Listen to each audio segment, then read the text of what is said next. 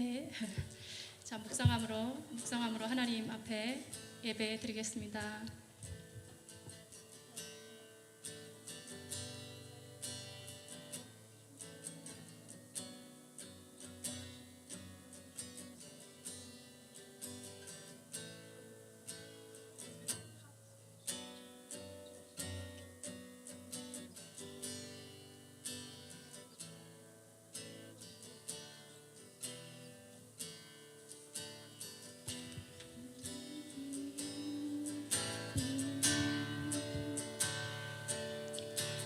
무엇과도 주님을 바꾸지 않으리. 다른 어떤 은혜 구하지 않으리. 오직 주님만이 내 삶의 도움이시니 주의 얼굴 보기 원합니다. 주님 사랑해요.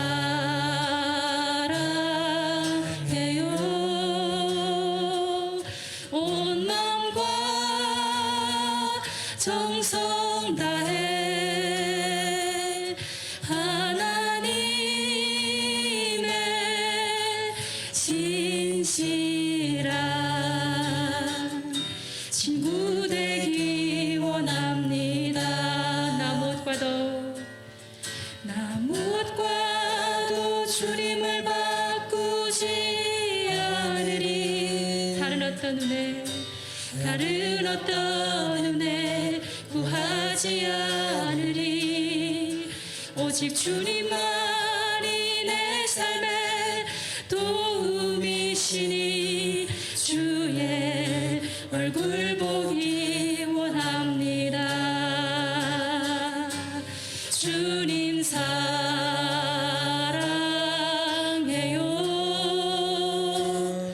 온 마음과 정성 다해 하나님의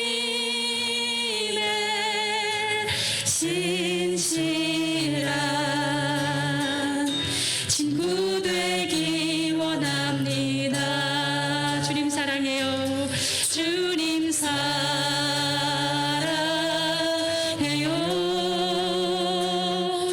온 마음과 정성 다해 하나님의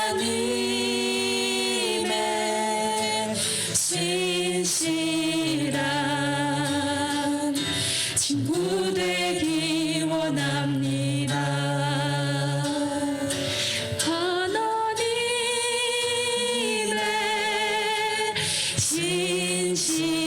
진실한 친구 되기 원합니다. 아멘.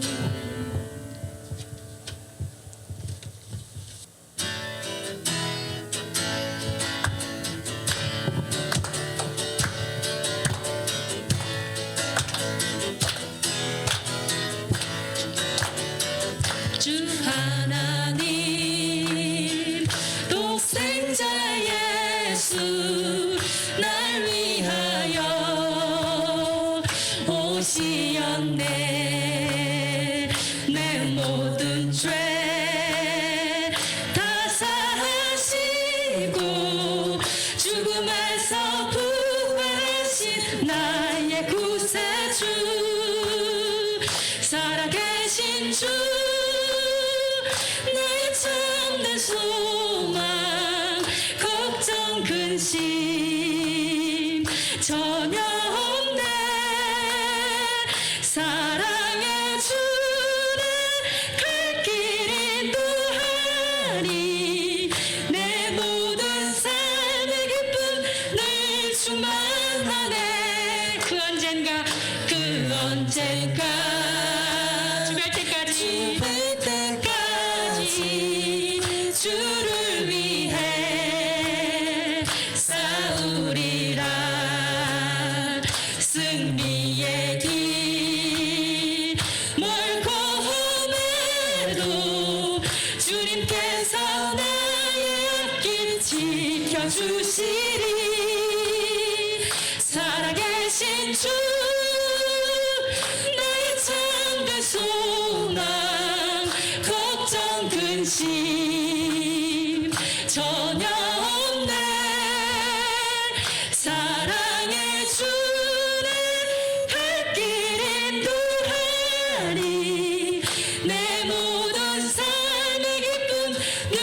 충만하네. 살아계신 주, 계신 주,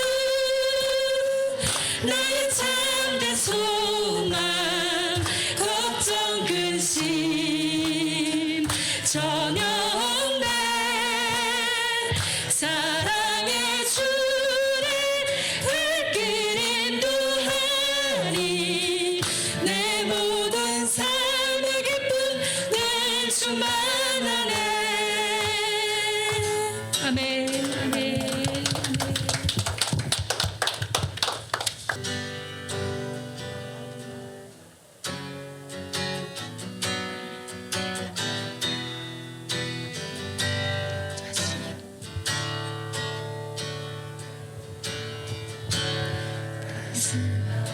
성령님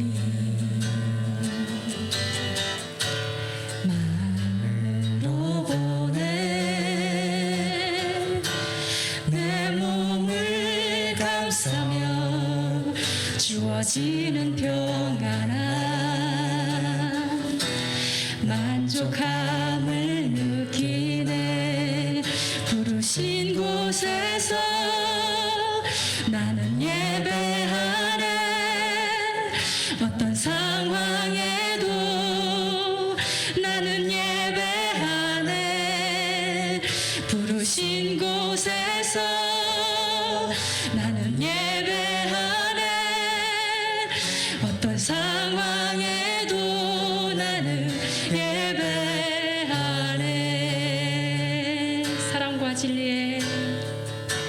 사랑과 진리에 한 줄기 빛 보내 내 몸을 감싸며 주어지는 평안함 그 사랑을 느끼네. 부르신 곳에서 나는 예배하네. 어떤 상황에도 나는 예배하네. 부르신 곳에서 나는 예배하네. 어떤 상황에도 나는 예배하네. 내가 걸어갈 때 길이 되고 살아갈 때 삶이 되는 그곳에서 예배하네. 내가 걸어갈 때 길이 되고 살아갈 때 삶이 되는 그곳에서 예배하네. 부르신 곳에서 나는 예배하네. 어떤 상황에도 나는 예배하네. 부르신 곳에서 나는 예배하네. 어떤 상황에도 나는 예배하네. 네, 이 시간 우리 함께 새일의 평화의 기도회 4일차 예배를 이 자리에서 함께하도록 허락하신 하나님께 함께 기도함으로 예배자로 나아가겠습니다. 기도하겠습니다. 하나님 감사합니다. 오늘 주님 주님 앞에 나온 속마음으로 이 자리에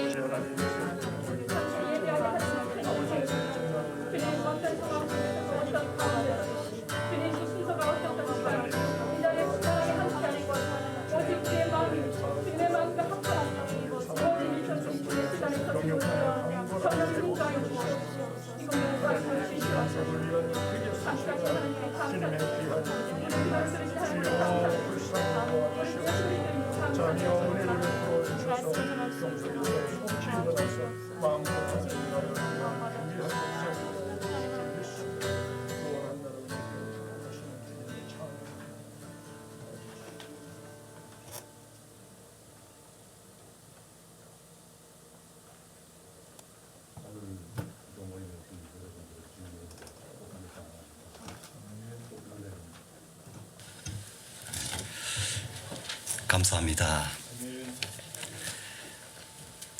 진정한 평화는 하나님께로부터 오는 줄 믿습니다. 오늘 평화 한국의 세일의 기도회에 참석하신 여러분들을 환영합니다. 오늘 우리 모두 시편 37편으로 하나님께 영광 드리겠습니다. 나눠드린 유인물 좌측에 있을 것입니다. 좌측 하단에 있습니다. 우리 함께 교대로 봉독해 드리겠습니다. 하나님이여 나를 판단하시되 경건하지 아니한 나라에 대하여 내 송사를 변호하시며 주는 나의 힘이 되신 하나님이시거늘 어찌하여 나를 버리셨나이까.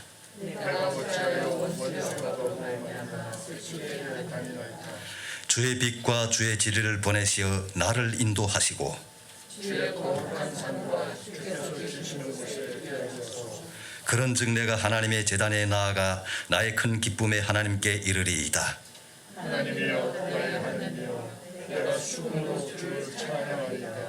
내 영혼이 내가 어찌하여 낙심하여 어찌하여 내 속에서 불안해하는가. 너는 하나님께 소망을 두라. 그가 나타나 도우심으로 말미암아 내 하나님을 여전히 찬송하리로다. 아멘. 사도신경으로 우리들의 신앙 고백을 하나님께 올려드리겠습니다. 나는 전능하신 아버지 하나님 천재 창조주를 믿습니다. 나는 구유일하신 아들 우리 주 예수 그리스도를 믿습니다. 그는 성령으로 잉태되어 동정녀 마리아에게서 나시고 본디오 빌라도에게 고난을 받아 십자가에 못 박혀 죽으시고 장사된 지 사흘 만에 죽은 자 가운데서 다시 살아나셨으며 하늘에 오르시어 전능하신 아버지 하나님 우편에 앉아 계시다가 거기로부터 살아있는 자와 죽은 자를 심판하러 오십니다. 나는 성령을 믿으며 거룩한 공교회와 성도의 교제와 죄를 용서받는 것과 몸의 부활과 영생을 믿습니다. 아멘. 우리를 대표하여 논하나라 은혜교회 김선예 강사님께서 기도를 하나님께 올려드리겠습니다.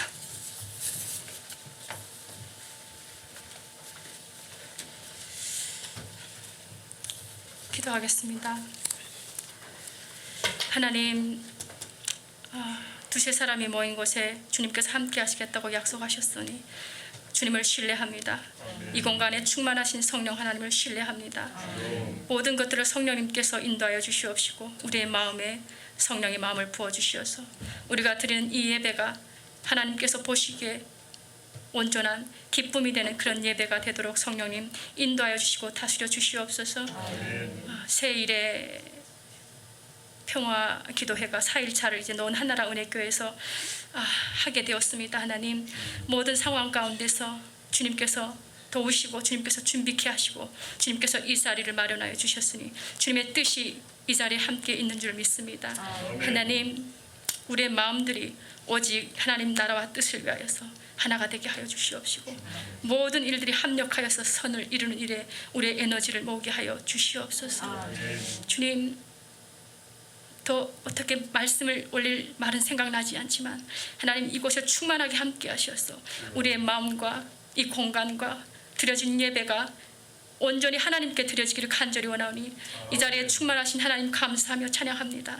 우리의 예배를 받아주실 하나님 감사하며 찬양합니다. 우리의 기도를 들으신 하나님께 감사드리며 충만하게 함께 하신 하나님 감사드리며 우리 주 예수 그리스도 이름으로 감사하며 기도드립니다. 아멘.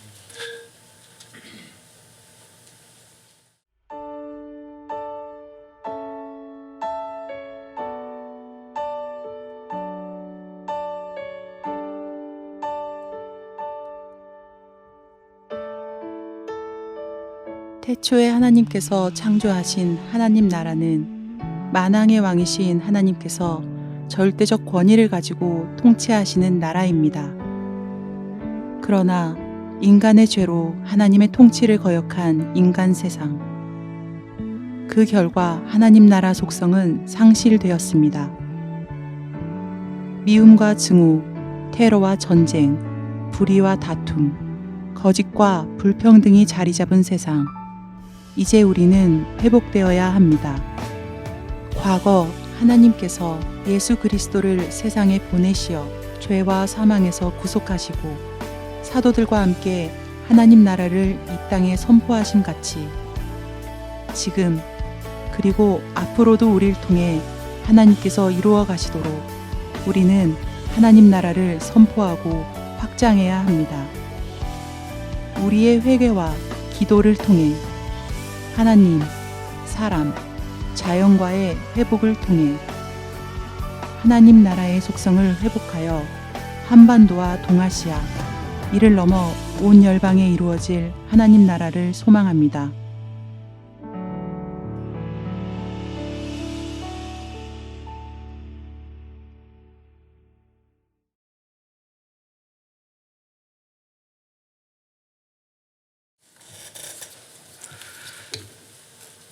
감사합니다. 오늘 우리에게 주시는 하나님의 말씀을 함께 봉독하겠습니다.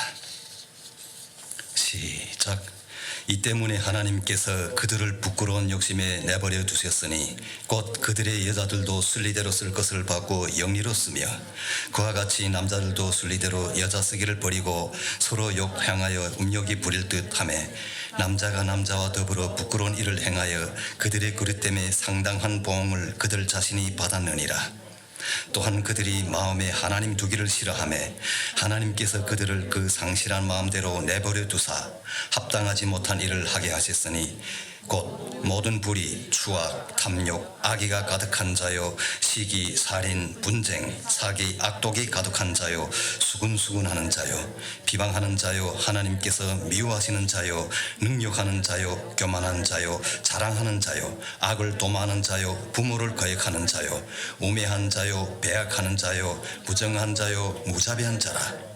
그들이 이 같은 일을 행하는 자는 사형에 해당한다고 하나님께서 정하심을 알고도 자기들만 행할 뿐 아니라 또한 그런 일을 행하는 자들을 옳다 하느니라. 아멘. 기도드리겠습니다. 하나님 아버지, 누구도 낼 수 없는 귀한 시간 허락하셔서 하나님 나라와 하나님의 영광이 과연 어떻게 이루어지는지 우리 마음판에 새겨지는 세일의 기도회를 하나님께서 주관해 주셔서 감사합니다. 하나님, 이 자리에 모인 우리들 발걸음을 재촉하사 주님 전에 불러주시고 너무나도 높으신 하나님의 뜻을 우리에게 밝혀주사 다신 이 세상에 썩어질 것을 따라가지 아니하는 영생의 길을 따라 주님 따라가는 우리 모든 삶이 될 수 있도록 인도해 주신 주님께 감사드립니다. 모든 말씀 예수님 이름으로 기도드립니다. 아멘. 오늘은 로마서 1장 27절 32절 말씀 가지고 우리 하나님의 은혜를 나눠보겠습니다. 제가 이 말씀 준비하면서 여기다가 어떻게 제목을 달까? 모든 목사님들은 제목을 달더라고요. 우리 보십시오. 16개 제일의 평화 기도회 하면 우리 평화 기도회 여기 뭐 나옵니까? 정체성이 나오지 않습니까? 아, 평화구나. 평화는 어디에 있는가? 하나님한테 달려있구나. 그러니 뭐합니까? 우리 여호와께 돌아가자. 옷을 찢는 게 아니라 마음을 찢는 애통한 마음으로 하나님께서 이 땅에 얼마나 사랑하시는 자녀들 위해서 자기 아들까지 목숨 바쳐 죽이심으로 말미암아 우리를 구원해 주시고 불러주셨는지 그 사랑을 가슴이 새기는 이런 평화기도회 아니겠습니까? 그래서 저는 오늘 설교 말씀을 어떻게 나눌까 고민을 했습니다. 사실은 저는 이제 말씀드린 것처럼 여호와께 돌아가자 이거 가지고 요엘서를 가지고 준비했습니다. 그러다가 우리 간사님께서 전화 오셨습니다. 우리가 정해준 로마서를 가지고 전해 주셔야 됩니다. 그 순간 저는 쾅했습니다. 이게 주님의 명령이구나. 아멘. 대표님 감사합니다. 왜냐하면요, 내 뜻이 아니었거든요. 이것이 하나님의 부르심이구나. 그럼 내가 어떻게 해야 됩니까? 시간은 한정되어 있더라고요. 토요일날 정심이 받아가지고 또 주일날 사역하고 어저께는 또 34,000명 탈북민과 함께하는 범민족 대축제거든요. 거기에 2,500명이 탈북민들이 왔습니다.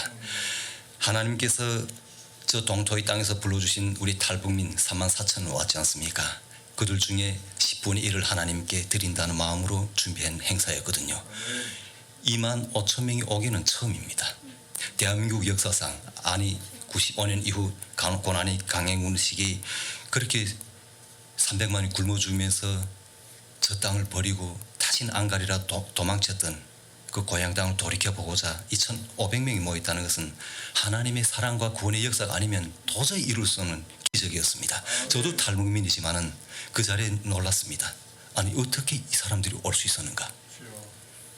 오라면 안 옵니다. 원래는. 왜냐하면 자유를 찾아왔는데 뭐 당신들이 오라가라 하는가? 그리고 여기는 얼마나 자유가 범람하는지 순리대로 아니라 영리대로 쓰고 사는 게 방식인 것 같아요. 오라 하면 가고 가라 하면 옵니다. 참 이상한, 그런 이상한 자유라 했습니다. 근데 그게 물졌다나니까 탈북민들은 오라 하면 그 시간 내 낮잠 자지, 충분한 휴식하고 다 날라가서 돈을 벌어야 되는데 내 왜 여기 오는지, 그 의문을 왜요? 이럽니다. 내 왜 거기 가야 되는지. 한데 그 탈북민들 제가 인터뷰를 여러 명을 했거든요. 나이 드신 분들, 젊은 분들 한결같이 말합니다. 하나님의 은혜를, 예수님을 찬양합니다. 이 기적 아니겠습니까? 그래서 오늘 로마서를 쓴 이 사도 바울의 심정과 또 로마서를 쓰게 된 그 당시 배경을 한번 살펴보겠습니다. 이 로마서는 그저 쓰인 게 아니죠. 사도 바울이 서신서의 13서신서 중에 맨 처음에 나오지 않습니까? 사도행전 다음에 나오는 로마서는 굉장히 중요한 겁니다. 그걸 보면은 로마서를 읽어보면 좀 어렵지 않습니까? 로마서의 기본 핵심이 뭡니까? 구원인데, 모든 성경의 말씀 한마디로 함축하면 사랑과 구원인데, 그럼 구원을 받은 사람들은 어떻게 구원받는가 하는 그 방법과 구원받은 사람들의 삶이 어때야 하는 것을 구체적으로 서술한 게 로마서입니다. 그러면 우리가 한번 살펴보겠습니다. 우리 이 복음서를 읽어보면 예수님이 우리를 구원해 주기 위해서 이 땅에 오셔서 우리 인간들과 같은 똑같은 삶을 사셨고 말씀하셨고 그대로 행동하셨고 우리와 함께 더불어 생사고락을 함께 하셨죠. 이러시면서 하나님께서는, 예수님께서는 하늘의 복음을 전하셨던 거죠. 그런데 이 로마서를 읽다 보면 너무 딱딱한 겁니다. 왜냐하면 진리라는 건 어찌 보면 딱딱합니다. 우리가 수학 공식이든 물리 공식이든 화학 공식이든 딱딱하죠. 왜? 그대로 삽입에 의하면 다 풀리지 않습니까? 그러나 복음은 쉽게 풀리지 않습니다. 하늘의 비밀이거든요. 그런 쉬운 비밀을 왜 사탄들에게 내주겠습니까? 하나님께서는 반드시 자기 백성들, 자기한테 마음을 여는 당신의 백성들한테만 이 신비로운 비밀을 알려주시는 겁니다. 복음은 함부로 사람들한테 안 갑니다. 이 로마 시대 때 그렇게 많은 유대인들이 예수님 앞에다 놓고도 믿지 않았지 않습니까? 오병이의 기적과 그렇게 눈 뜨고도 보지 못한 그 소경들, 또 태어날 때부터 그 소경들, 말 못하는 자들, 귀신 들린 자들 다 고쳐주시는데도 당신은 누굽니까? 나는 그로부터 왔다. 나를 말미암지 않고는 아버지께로 갈 수 없다. 이렇게 말씀하시는데도 불구하고 이 사람들은 배역했거든요. 잡아 죽일 궁리만 했지 않습니까? 그러면 선민이라고 하는 그 유대인들이 왜 이 예수님을 알아 못 봤을까요? 오늘 진정한 선민은 우리들인 줄 믿습니다. 우리 여러분들이 하나님께서 택하신 백성이며 다시 이 땅에 오실 주님께서 다시 찾을 우리 신부들입니다. 그렇기 때문에 우리는 이 말씀이 읽혀지고 마음판에 새겨지는 겁니다. 그래서 우리 다시 한번 보겠습니다. 이 로마서를 읽다 보면 예수님께서 왜 그렇게 보기 흉한 십자가에 매달려 돌아가셨는지, 왜 또 죽으셔야만 했는지, 그리고 이것을 보면서 왜 또 구원을 받아야 될 우리가 그러면 그분한테는 어떻게 돼야 진정한 그리스도인의 삶을 살 수 있는지 이걸 밝혀주는데 어쩌면 이 서신서는 굉장히 좀 딱딱하게 이어집니다. 그런데 이 로마서를 쓰게 된 동기가 또 굉장히 또 이 사도 바울 선생한테는 굉장히 아이러니한 거 있었습니다. 이 사람은 본래 로마 교회하고는 전혀 상관이 없는 분이었습니다. 이분은 그때 당시 어디서 사시는가 하면요, 그 파송한 교회가 그 수리아 쪽에 있는 안디옥 교회라고, 여기서 파송한 선교사였거든요. 근데 이분이 로마에 있는 교인들한테 지금 편지 쓰는 거죠. 자, 그거 보면은 어디는가, 당시 AD 56년, 57년경에 이 서신서가 쓰여졌는데 그때 당시 로마 제국은 한 개 도시국가가 아니었습니다. 우리 예루살렘, 그 다음에 사마리아 이런 건 다 도시국가였거든요. 그래서 봉분왕을 배치해가지고 그 지역 통치를 했거든요. 그럼 로마는 어떤가? 로마는 한 개 도시가 아닙니다. 로마라 해서 한 개 도시국가다 이렇게 하면 착각인데 그때는 로마는 세상의 대제국이었습니다. 그러면 로마는 어떤가? 로마는 그 중에 수도 이름이 또 로마였습니다. 오늘이 이탈리아죠. 그러면 여기서 어떤 일이 일어나는가? 지금 당시 로마에서는 어떤 여러 가지 상황이 조성되는데, 즉 다시 말해 로마는 신의 나라였습니다. 로마 황제는 신이었고, 그런데 이 로마의 모든 점령당한 나라들은 자기 신을 다 갖고 있었어요. 토착 신앙이라 할까요? 이런 문화가 있었거든요. 그럼 로마는 이 거대한 제국을 다스리기 위해서 그 토착 문화의 종교를 신앙을 배격하지 않고 그대로 인정해줬습니다. 그러면 예루살렘 사람들은 너네 그리스도 믿어, 너네 유대 민족이니까 뭐 여호와 야훼를 믿어, 이렇게 해서 다 인정을 했거든요. 근데 신기하게도 이 로마에 예수님이 그리스도이시며 하나님의 독생자이시며 우리는 하나님 외에는 다른 신을 믿지 않는다고 고백하는 이런 무리가 생겨났다는 거죠. 자그마한 무리가. 이거는 어떤 현상인가 하면요, 평양에 지금 우리가 생각하는 저 가장 악독한 이 지구촌에서 없어져야 될 이 지상의 복음의 동토대라고 하는 저 평양에 예수를 믿는다고 하는 무리들이 고백하는 게 생겼다는 거하고 똑같은 겁니다. 그러니까 아무리 다신교를 주장하는 이 거대한 제국이지만은 자기 턱 밑에 코앞에 수도에 그런 사람이 나타난 걸 인정할까요? 그러니까 핍박하게 되는 거죠. 다음은 뭐인가? 이 이스라엘은 이스라엘을 인정해 주는데 그럼 너네 땅에 가서 하라는 겁니다. 그러니까 자꾸 몰아내는 정책하는데 한꺼번에 몰아내면 유대인들이 반항이 일어나니까 그렇게 안 하고 점진적으로 유대인들 속에서 그리스도인들로서 모아가지고 이 사람들을 자기네 경유의 밖으로, 로마 제국의 밖으로 이렇게 축출해서 내보내는 방식으로 추방을 시키는 거죠. 다시는 들어오지 못하게. 한편은 또 죽이기도 했고요. 자, 이런 데서 기독교인들이 어떻게 생겼냐? 우리가 6월절 이때 되면 전 세계에서 유대인들이 다 예루살렘으로 예배 드리러 옵니다. 숱한 사람들 오죠. 우리 사도행전 봤죠. 어느 날 갑자기 성령이 임하시지 않습니까? 그래서 이 성령에 임하신 그걸 이 사람들이 가서 체험한 겁니다. 그리고 12사도들이 돌아가면서 막 복음 전하는 거 듣고 깜짝 놀라죠. 뭐? 그리스도 오셨다고, 우리 메시아가 오신다고, 그렇게 기다렸던 그분이 오셨다고. 그 누구야? 말뚝에 십자가에 박아서 우리가 죽였던 그분이 예수님이야 하는 놀라운 소식이 접하고 이분들이 그대로 회개해가지고 예수님 믿게 된 겁니다. 이 사람들이 로마에 돌아가서 가만 이렇게 복음을 전하면서 자기네끼리 이렇게 예배 드린 이것이 교회가 생긴 거죠. 그래서 오늘날의 로마 교회가 생긴 겁니다, 지금. 그런데 여기서 무슨 현상이 일어나는가? 자, 보십시오. 우리 오늘날에도 교회에 보면은 한결같지 않죠. 우리 교회에는 다 거룩한 사람들만 오지요. 그렇죠. 우리 병원에 가면 건강한 사람 하나도 없더라고요. 저는 아파서 병원 가보니까 병원 가는 순간 병원 독이 있는지 아프지 않더라고요. 그 선생님 순서대 들어가서 어디 아픕니까? 글쎄 저 들어오는 순간 다 나았습니다. 이렇게 하고 돌아 나올 때 있었습니다. 그러니까 우리 교회는 어떻습니까? 교회는 정말 이런 사람들이 오는 것 아니겠습니까? 믿었는데 과연 어떻게 믿을지, 이분이 과연 예수님이 내 때문에 십자가 그렇게 거룩하다고 하는 그 십자가에 밖에 돌아가신 33살의 청년이 맞는지, 그분이 하나님의 아들이 맞는지 그걸 확신하기 위해서 여기 오는 게 아니겠습니까? 또 그로 말미암아 우리가 구원을 받고 어떻게 살아야 되는지, 천국이 있는지 없는지, 나는 앞으로 살아가야 될 그 나머지 이 내 생애를 어떻게 살아야 되는지, 어디다 의탁해야 해야 되는지. 우리 인간들은 종교심이 강한 존재들입니다. 누구한테 반드시 의존해야 됩니다. 우리는 결혼하면 남자는 여자에게, 여자는 남자에게 이렇게 서로 의존하지 않습니까? 왜냐하면 더불어 선을 이룰 때 대한 하나님의 또 지상명령 그거 아닙니까? 순리대, 그게 순리 아닙니까? 그런데 오늘 이 본문의 말씀 보면 굉장한 하나님의 안타까움이 나옵니다. 사도 바울은 그래서 1장 맨 처음부터 시작해서 자기가 누구라는 것도 밝혀주지 않습니까? 12사도한테서 받았던 복음의 메아리가 그대로 로마에 전달해져가지고 그리스도인들이 생겼는데, 이분이 갑자기 편지 쓰면 인정할까요? 넌 누구야? 당신 누군데? 왜 나한테 이런 편지하는데? 이렇게 안 될까요? 그러니까 이분이 굉장히 정중한 말로서 자기 누구라는 걸 소개하는 거죠. 나 13번째 사도야. 근데 13번째 사도인데 과연 그런데 어쨌단 말입니까? 이러면 내가 이방인들한테도 복음을 전할 때 대한 하나님의 지상명령 받았기 때문에 당신한테 편지해. 그러니까 내 말 들어, 이거죠. 그때 당시에는 사도들 말이라면 법이었거든요. 왜? 그리스도인들한테는 사도하면 예수님의 지상명령 전하는 전달자였기 때문에 그럽니다. 자기들 말 안 하지 않습니까? 성령님의 능력으로 말미암아 이분들이 전하는 말은 능력이 있어서 이분들이 선포하면 그대로 절름발이가 일어나 걷고 죽었던 사람 일어나고 막 그러지 않습니까?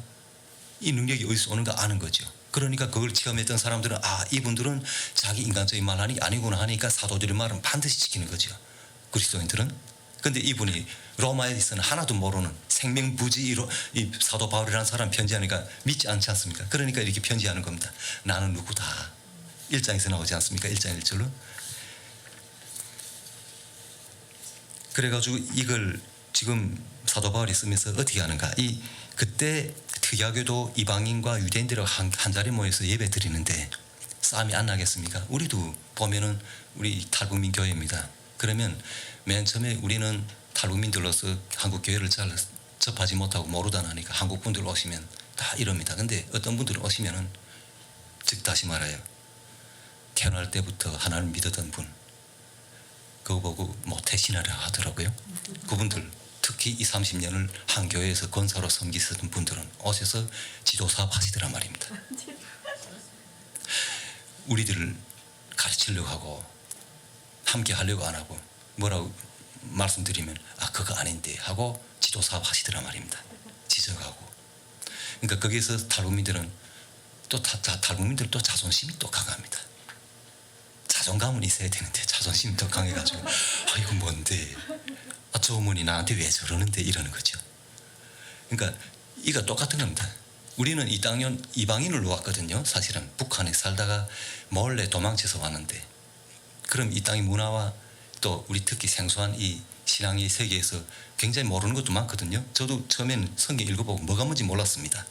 그래서 하나님의 말씀으로 세워준 우리 목사님을 통해서 예배를 통해서 기도를 통해서 깨달아 알아나가더란 말입니다. 그리고 오늘도 보니까 이게 새로운 거 또 발견했습니다. 맞다. 우리 교회도 이런 모습이었구나. 굉장히 비박하는 거죠. 왜? 유대인들은 이방인들하고 인정 안 하거든요. 어떻게 거룩한 하나님께 예배 드리는데 이방인들 원래는 벌레 취급했거든요. 그런 사람들하고 함께 야훼를 부르면서 우리 주님을 찬양할 수 있겠습니까? 하니까 목매서 자살하는 한이 때려도 앉지 않으려고 했거든요. 이래저래한 이 갈등이 있으니까 어떻게 되겠습니까? 그러니까 이 사람들을 흔들리는 그 교회를 바로 잡아주고 이 사람들을 신앙을 바로 잡아주고 격려해주고 힘주려니까 자기 이 서신서를 쓰는 목적을 밝혀주는 거죠. 어떻게 해요? 흔들리지 않게 견고한 믿음의 확신을 가지라고. 그래서 이 로마 서신서를 쓰는 겁니다. 그래 보면은 자기가 원래 가야 되지 않습니까? 뭐 편지나 써서 뭐합니까? 100번 듣느니 한 번 보내기 낫다고 가야 되는데 가지 못하는 게 사인도 쓰는 거죠. 그래서 이 내용이 나옵니다. 사도행전 20장 1절부터 3절 사이 나옵니다. 사도 바울이 에베소에서 쫓겨납니다. 에베소는 완전히 기독교화된 도시 아닙니까? 그런데 여기서 에베소 사람들이 폭동을 일으키는 거죠. 나라의 독립을 위해서. 그러니까 사도 바울이 일으켰던 기독교인들이 폭동을 일으켜가지고 쫓겨나는 현상이 발생하죠. 그러니까 사도 바울도 다 쫓겨납니다. 왜? 지도자니까. 그래가지고 잡아 죽이려고 하는 거죠. 그래서 이 사도 바울이 거기서 피신합니다. 그래서 이 사도 바울이 괴로운 마음으로 에베소 떠나가지고 거기서 내가 어떻다는 건 지금 사도행전에 나옵니다. 소요가 그침에 바울이 제자들 불러 고난 후에 작별하고 떠나 마게도냐로 갔더라 이렇게 적어 있습니다. 지금. 그리고 제자들이 고난하고 헬라에 이르러 가서 석 달 동안 있다가 거기서 어디 갑니까? 배 타고 수리하러 갔다 하는데 왜 이렇게 나오냐? 이분이 헬라에 들렸다가 또 헬라에서 고린도를 하는데 헬라 보고 이 고린도에 머물면서 여기서 편지 쓰는 겁니다. 왜요? 자기는 수리하러 가야 된다. 사실은 자기는 파송된 게 안디옥 교회니까 가서 선교 보고를 해야 되는 겁니다. 근데 들어보니까 예루살렘 교회에서 막 굶어 죽는다는 거죠. 왜? 초대교회 사람들이 몽땅 자기 집과 땅 다 팔아가지고 그걸 성도들 앞에 발 앞에 놓고는 자기 쓸만한 거 갖다가 쓰지 않습니까? 그러다 나니까 맨날 기도만 하고 경제생활 안 하다 나니까 어떻게 됩니까? 핍박하지. 그리스도인이라면 몽땅 자기 거기서 제명하지 않으니까 먹고 살기 힘들어지니까 굶어 죽게 생긴 거죠. 그래 이분이 여러 교회를 돌면서 숱한 돈을 모아가지고 지금 짊어지고 지금 가는데 어떻게 돌이킵니까? 그러니까 자기 안타까움을 표시하면서 지금 로마서를 쓰는 겁니다. 그리고 사도 바울이 또 예루살렘에 직접 못 가는 원인도 여기서 밝혀줍니다. 거기에는 사도 바울을 때려 죽이게 했던 사람들이 가득 넘쳐납니다. 왜? 이제 폭동이 일으키겠다는 게 들었지 않습니까? 거기에다가 이 사도 바울 가는 곳마다 지금 소요를 일으킨다고 이렇게 소문났으니까 이 사람은 완전히 이단인 거죠. 저건 아니야 하고 때려 죽일 유대인들이 특히 더합니다. 그리스도인들은 좀 모르겠는데 유대인들은 유대교 대제사장들이 지도자들이 지금 이 사도 바울을 죽이려고 그러는 거죠. 언제 저기 배신해가지고 자기는 열심히 당원이었는데 그러니까 때려 죽이려고 하니까 이분이 못 가고 지금 이렇게 인사합니다. 우리 로마서 15장 16절에 보면은 마지막으로 나는 누구에게 다 하지 않습니까? 뭐 갱그리아 교회 성도인 베베 집사에게 또 가이오도 그렇고 이렇게 해서 세례준 사람들한테랑 그다음 에라스도랑 고린도 성의 재물을 담당한 사람 이런 사람들은 다 인사합니다. 그래서 로마 교회 성도들인 당신에게 우리가 무난합니다 하면서 이쪽 교회의 성도들 모두 대변해서 자기가 직접 인사드리는 거죠. 그래서 내 누구냐? 13번째 사도다. 그리고 내가 안디옥 교회에서 파송한 선교사라는 걸 밝혀주는 겁니다. 내가 거기에 담임 목사라고 이렇게 밝혀주는 거죠. 그리고 이 편지를 또 왜 쓰느냐? 1장 11절에 보면 내가 너희를 간절하게 보기 원하는 것은 어떤 신령한 은사를 너희에게 나누어 주어서 너희를 견고하게 하려 함이다. 왜 이 편지를 쓴다고요? 견고하게 하려고. 우리는 흔히 믿음이 좋다고 하지만은 맨날 허물어집니다. 아침 깨나서 주여 하고는 새벽 3시, 4시 벌떡 깨나다가도 막 하고는 정작 삶의 현장 나가면 어려움이 어떻게 됩니까? 하나님은 다 잊어버리고 눈앞에 보이는 것만 가지고 붙들고 내 머릿속에 그려놓은 정형화된 하나님께 기도합니다. 하나님 요것만 좀 해결해 주십시오. 해결사였습니다. 요술방망이였습니다. 기도하면 뚝딱거리며 다 해결되고 직업 문제 해결되고 시험이 A+ 나오고 모든 문제가 일사천리로 완성되는 해결사인 하나님을 그려보며 기도하게 되는 거죠. 그런데 오늘은 우리 어떻게 됩니까? 평화한국 세례 기도회는 첫 일이죠. 나흘째죠.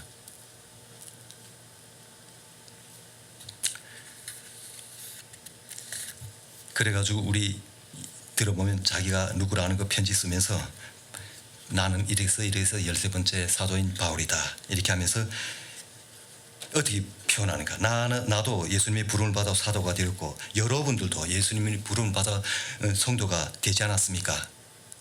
당신들도 그래 나도 그래 다 부름 받았다. 그러니까 당신들도 성도고 나도 사도다. 그런 내 한 말 신빙성 있으니까 들어라 그겁니다. 호소하는 거죠.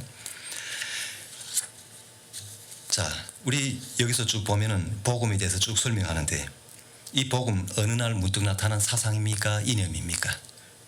아니죠. 어느 날 갑자기 기도하는데 이상한 소리가 들리고 뭐 혀 같은 이 불길이 확 돌면서 사람들이 이상한 말 막 소리치며 외치고 그래서 생기는 이런 종교라고 생각되지 않습니까?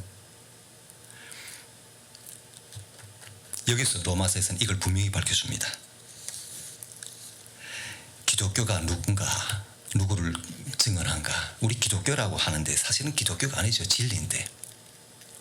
진리 아닙니까? 우리 생명이죠. 그런데 그 어떤 세상적인 뭐 종교, 즉 다시 말해 불교요, 무슨 이단 종교처럼 교짜리 붙으니까 저는 굉장히 거북스럽더라고요. 이 기독교란 말 하기 전에. 그래서 이 그리스도인들이 이 복음을 어떻게 받아들여야 되는가 이거죠. 이것은 하나님께서 이미 선지자를 통해서 구약 성경에서부터 루차 수십 차례 수백 차례를 계속 선포하시고 백성들한테 일러주신 그런 말씀이거든요. 온다. 누가 오는가? 메시아가 반드시 온다고. 이사야에서도 밝혀주고 에스겔 밝혀주고 심지어 아모스 정말 요엘과 같은 남북을 다 함께 외쳤던 호세아 같은 고멜 그렇게 뭐 고멜이라는 여자가 어떤 여자인지는 성경을 통해서 그저 대충 우리는 짐작은 하는데 그런 여자 많았던 호세아도 어떨까요? 외치지 않습니까? 돌아오라고. 하나님께 돌아오는 것만이 살 길이기 때문에 그런데 왜 돌아와야 할까요? 왜 들어야 할까요? 바로 이거죠. 기독교를 통해서 그러니까 이런 진리를 통해서 예수님이 반드시 온다는 것. 그분이 누군가? 하나님의 독생자이며 우리를 대신해서 십자가에 죽으신다는 거죠. 자, 이때 로마 시대는 이미 왔다 가셨지 않습니까? 가신 그분이 그리스도라는 거죠. 그래서 이분이 지금 하나님이 그 인류 구원의 웅대한 계획을 밝혀준 이 하나님에 대해서 증언하는 겁니다. 로마서에서. 우리는 단순히 33살의 한 청년이 그렇게 보기 흉한 십자가에 매달려 죽으시고 어느 날 갑자기 승천에 올라가셨다는 그 소문을 들어서 그분이 예수님이다 이렇게 믿는 그 정도가 아니지 않습니까? 반드시 우리가 알아야 될 것은 정말 하나님께서 이 땅을 얼마나 사랑하셨는지. 저는 오늘 말씀 준비하면서 자꾸 북한 생각나더라고요. 하나님이 세상을 이처럼 사랑하사 독생자를 주셨는데 그분이 바로 남과 북을 아우르는 평화의 사도였으며 평화의 전달자였으며 우리 민족을 하나로 되게 하시는 구원의 구주시라는 것을 다시 한번 새겼습니다. 그런데 오늘 이 본문의 말씀도 나오는 것처럼 영리로 쓰고 우리는 순수 남녀간의 문제만 영리 아닙니다. 우리가 딴 생각하는 것도 영리입니다. 하나님의 창조 질서를 어기고 모든 것을 배역하는 건 반드시 영리입니다. 북한은 어떨까요? 북한에 200여 개의 도시군이 몇 개 있는지 압니까? 아세라산 같은 우상 숭배물이 15만 개 이상 있습니다.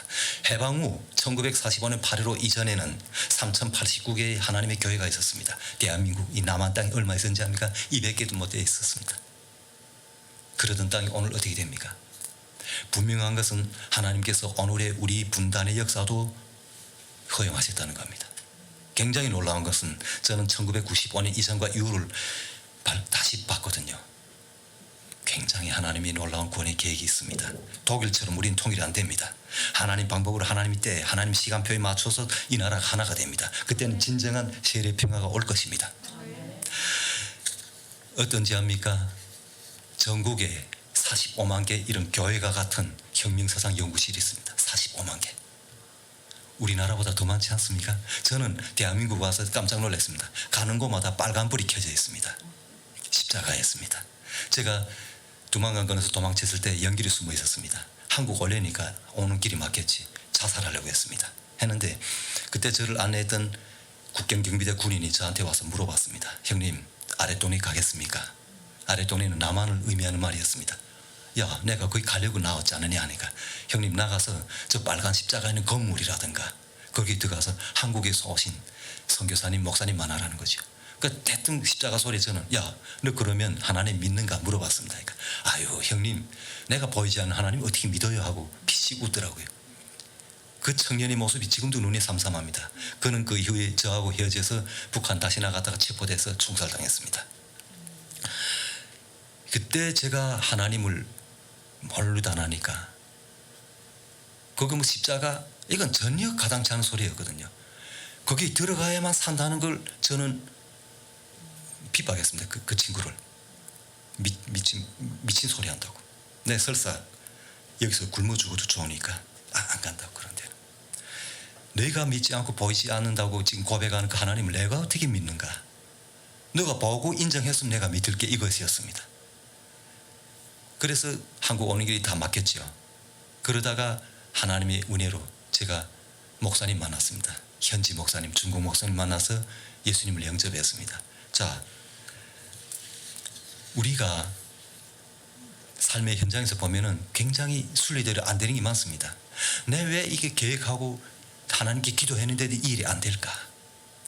요거는 반드시 돼야 될 일이고 하나님의 영광을 위해서 드려야 될 이 사역인데 왜 안 됐을까?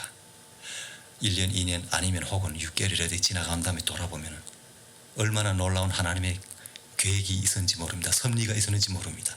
모든 것이 하나님의 은혜였고 감사 아닙니까? 그러니까 이 타락한 이 사람들, 이 무리들 놓고 유대인들, 이스라엘 민족뿐 아니라 이방 민족하고도 하나님의 말씀을 그 애타는 마음을 지금 로마서를 통해서 전하는 겁니다. 그래서 제가 이제 쭉 앞에서 말씀드린 거는 이 로마서가 왜 쓰이는지, 또 로마서에는 구원의 역사가 어떻게 펼쳐지는지, 또 구원이라는 게 어떤 것이며 구원을 받은 사람이 삶을 어때야 하는지 이걸 썼다고 제가 말씀드렸습니다. 그러면은 그때 당시 로마 당시 이 상황을 우리가 살펴봤는데요. 그리 본문의 말씀 돌이켜보면 어떻습니까? 우리 남한도 다를까요? 우리가 정말 하나님 믿는 백성들이 있기 때문에 이 땅이 살아납니다. 제가 말씀드렸습니다마는 북한 땅이 저렇게 남한의 GDP 뭐 50분의 1 이게 아닙니다. 아득합니다. 지금 국제단체라든가 기구에서 발표한 자료에 보면 북한 1인당 GDP가 뭐 $750 이랬는데 $750도 안 됩니다. 저는 압니다. 그걸. 지난 1995년부터 2000년 사이 고난행군 강행군 시기에 300만 이상 죽었거든요. 그 다음에 그 시기에 얼마나 많은 탈북자들이 발생한지 압니까? 비공개 자료에 의하면 그때 55만 60만의 행불자가 나타났습니다. 이거는 이 자료가 없는 겁니다. 제가 거기에 있었으니까 그 올라온 통계 자료를 보고 아는 거죠. 당위원회를 통해서 올라오거든요. 그러면은 이런 현상이 하나님께서 로마서에서도 그렇게 이방 민족하고도 사도를 통해서 막 외치시는 하나님께서 오늘 현대에 와서도 구원의 역사를 이루지 않으시고 방치하고 저 굶어 죽겠으면 죽고 병들어 죽겠으면 죽고 방치할까요? 아니지 않습니까? 탈북민들 그래서 이 땅에 부르신 하나님의 역사인 것 같습니다. 저 같은 경우는 아까 말씀드린 것처럼 굶어 죽을지언정 십자가에는 검을 안 들어가겠다고 발부정쳤거든요. 그리고 하나님이 없다고 주장했습니다. 그러던 제가 여기 와서 북한 선교하다가 하나님 그래도 저는 신학대학은 안 가겠습니다 했습니다. 아유 지금 바빠 죽겠는데 지금이 하나님의 때이며 하나님이 허락하신 순간이 아닙니까? 평신도사에 가고 지금 바로 이 시각 북한의 복음을 이어야 되지 않습니까? 하고 계속 그랬거든요. 그러다가 2년 전에 하나님께서 준비하라는 말씀을 제가 받고 준비했습니다. 늦었지만 10년 전에 시작했으면 얼마나 좋았을까요? 지금은 더 많은 일을 하지 않았을까 이랬습니다. 근데 아마 그때 그랬으면 아마 이런 말씀도 전하지 못할 겁니다. 제 소리만 제치죠. 하나님께서는 못나고도 못난 지지리도 정말 죽어도 쌀 먼지보다 못한 저 같은 존재를 하나하나 발견하면서 저희 본질을 찾아주셨습니다. 로마서가 바로 이걸 밝혀주는 겁니다. 이것은 진노의 하나님이 벌이 어떠며 빨리 돌이키지 않으면 우리가 어떻게 죽어가는지 그 죽음의 길이 얼마나 처참한지 이걸 밝혀주는 겁니다. 1장 32절이라면 다 나오지 않습니까? 돌아가지 않으면 안 됩니다. 영리대로 지금 이 세상 사람들이 정말 하나님을 떠나서 영리대로 삽니다. 돈을 위해서 명예를 위해서 직위를 위해서 한반도 전쟁이 일어나면 비행기 타고 외국에 날아가겠다는 겁니다. 저는 2008년도 와서 그 소리 듣고 깜짝 놀랐습니다. 그것도 청년들이. 저는 한국 와서 청년들이 통일의 열망이 더 강한 줄 알았습니다. 그래서 평양에 살 때 북한에는 300만의 소년단원이 있고요. 10살 때부터 우리 소년단 입단하거든요. 9살 10살에. 그러면 14세, 만 13세 되면 사회주의 청년동맹에 가맹하거든요. 가맹하는데 청년동맹원이 500만이고 소년단이 300만입니다. 그러면 800만이죠. 800만 폭탄 만들어가지고 전쟁 일으키면 남조선 미국 불바다 만들겠다는 게 김일성 김정일의 성군 철학이었습니다. 인간병기였죠. 근데 제가 어느 날 기도하는데 김일성 광장에서 30만이 기도하는 그런 꿈이 펼쳐지고 눈 감고 기도하는데 어느 날 그리고 저 땅에 지금 준비시킨다는 거죠. 아 그래서 우리가 망하지 않는구나. 우리가 분단도 하나님의 섭리 속에 있다 했죠. 이 땅에 대한민국이 왜 존재하는지 압니까? 여러분들이 계시기 때문에. 하나님의 사람들이 기도하기 때문에 의인들이 있기 때문에 망하지 않습니다. 영리대로 쓰면 하나님 반드시 멸하시게 하는데 우리가 소금 5%밖에 없는 바닷물 위에 썩지 않겠습니까? 소금 아닙니까? 그것처럼 우리가 여기에 5%의 그리스도인 있어도 이 대한민국을 살리십니다. 그러면 저 북한 땅에는 우리 속으로 생각하면 한 25만 막 이럽니다. 그 숫자는 모르죠. 하나님만 아시니까. 제가 복음을 전했습니다. 그러면 저희 어머니도 그래 아버지 다 영접했는데 그러면은 어떻습니까? 지금도 살고 있습니다. 북한 땅에. 이 구원의 은혜가 저 땅에 메아리 쳐가지고 구원을 받는 놀라운 구원의 기적과 역사가 지금 우리 눈앞에 펼쳐지는데 그럼 하나님 제가 그랬습니다. 저 땅을 왜 그만둡니까? 그만두시지 마시고 하나님께서 전능하시다는데 좀 한번 그저 뒤집어 보십시오. 막 그랬습니다. 요나 있지 않습니까? 니누에라 가라는데 다시스로 빠졌던 요나처럼 말입니다. 영리 아닙니까? 가라면 가야죠. 거기 설사 올감이 있어도 목 들이대야죠. 그 길에 하나님이 구원이 있다는 걸 우리가 확신해야 되는데 이 길로 가면 혹시나 우리는 혹시나에 빠지지 말아야 됩니다. 혹시나가 영리입니다. 하나님 말씀은 지상 명령이며 우리가 반드시 집행해야 될 삶의 기준입니다. 삶의 의미며 가치입니다. 우리의 승리의 기치가 어디에 있다고요? 그리스도입니다. 우리는 삶의 현장에서 우리 기도 모임에서 늘 하나님을 기억해야 됩니다. 그래서 저는 항상 감사의 기도 나가는 그럽니다. 하나님 감사합니다. 저 같은 걸 기억해 주시고 이렇게 이 땅에 와서 은혜를 베풀어 주셔서 제 같은 게 뭐라고 이 입으로 가며 거룩하신 하나님의 이름을 찬송하면서 나 위해 죽으신 예수님의 이름을 저 땅에 전하게 하십니까? 감사했습니다. 예수님 하면 눈물만 나옵니다. 왜요? 그분이 내 때문에 죽으셨지 않습니까? 죽음에 머물렀다면 저는 한국에 와서 물어봤습니다. 천주교는 여기에 예수님이 있는데 매달린 예수님이 있더라고요. 그래 그건 인정했습니다. 왜 없습니까? 그러니까 승리의 십자가라는 거죠. 죽음에서 부활하신 예수님께서 여기 지금도 매달려 있겠는가? 그 소리에서 무릎을 탁 쳤습니다. 아멘 할렐루야. 맞다. 우리 주님은 승리이시다. 우리의 삶의 원천이시며 기치이시구나.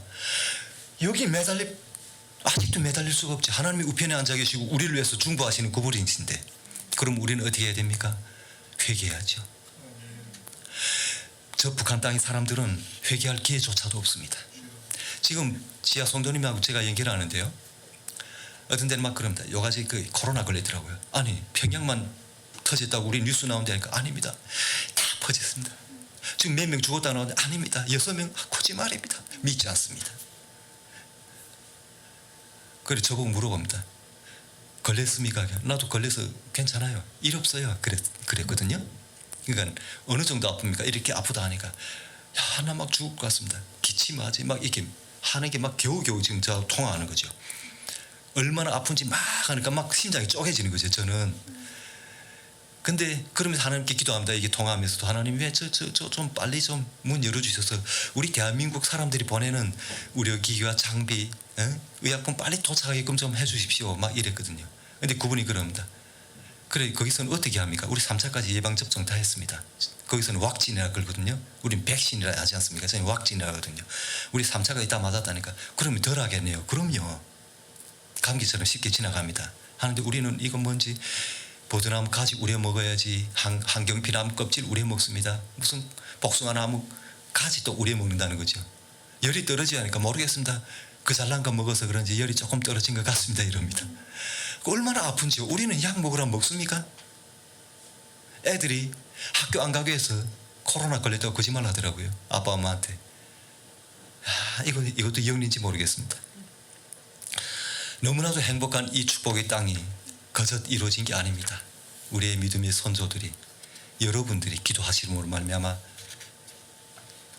평화 한국이 이루어지는 겁니다. 정말 우리 대표님도 아들 계시지만은 평화 한국 걸어온 16회 이 자욱자욱 돌아보니까 저는 동영상을 간단히 봤거든요. 보니까 너무 그 마음 뜨거운 거죠. 와 너무 귀하구나. 6월이면 북한에서는 6월 25일부터 7월 27일까지 반미월간이라고 미진구라는 거 합니다. 미제 침략자들 타도하는 행사하거든요. 한 달 동안. 6.25가 미제 침략자들 때문에 일어난 민족 비극이라고. 그렇게 투쟁하자 하면 이러는 찢어 죽이라고 막 이러는데 여기서는 어떻게 합니까? 진정한 평화를 하나님께 기도드리지 않습니까? 이게 영적 전쟁 아닙니까? 우리는 총과 칼을 들지 않았지만 기도로서 하나님께 나아감으로 말미암아 하나님의 역사를 반드시 목도하게 될 것입니다. 우리 스스로 지혜롭다고 할 수 있습니까? 우리 주님만이 진정한 지혜를 주시는 지혜의 공급자이십니다. 그리고 지금 우리 보면은 굉장히 아이러니하는 거는 김정은이 굉장히 똑똑해 보이죠. 인간적으로 보면 굉장히 치밀합니다. 쉽지 않습니다. 북한 정권 쉽게 무나 안 납니다. 그러니까 저도 여러 군데서 저 잘 안 나옵니다. 유튜브랑 저는 절대로 이만갑 출연해라, 잘 살아보세, 뭐 모란봉 좀 출연해 달라고 하는 거 절대로 안 나갔습니다. 왜냐하면 저로 말미암아 거기 성도님들 다칠까봐 절대로 안 나갔거든요. 그래서 저는 복음 북중적 경제에서 복음 전하든 남한 땅에 복음 전하든 국동방송 나오든 다 다른 이름을 가명을 나오고 또 얼굴은 내보내지 않았습니다. 근데 오늘 우리 목사님 사모님 전화 받고 나가야죠. 평화한국이라는데 대한민국의 유명한 우리 평화한국 기도회에 나가야죠. 세일의 기도회는 하나님께서 축복해 기도 모임입니다. 이 발걸음이 오늘 16회 이루지 않았습니까? 그래서 저는 동영상을 보면서 우리 평화는 하나님께 달려있구나.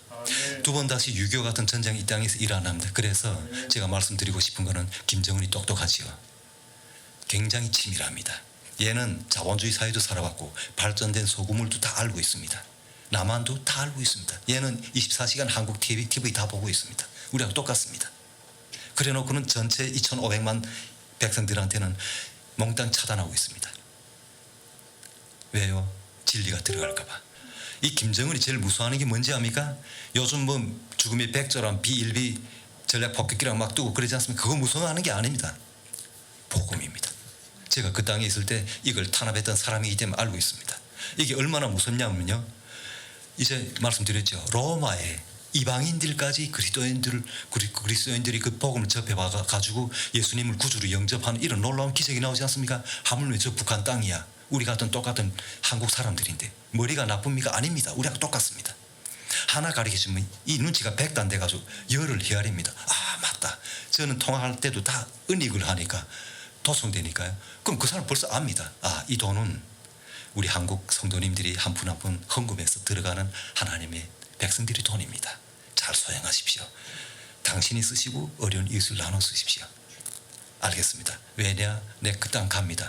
지금 들어오려고요. 지금 들어오면 잡힙니다. 이런 거죠. 수용소 간다고. 아니요. 하나님 열어주십니다. 난 반드시 갑니다. 그 세월이 언제 옵니까? 고마워라 이럽니다. 그리고 한국에 와서 그분들한테 인사드리고 싶다는 겁니다.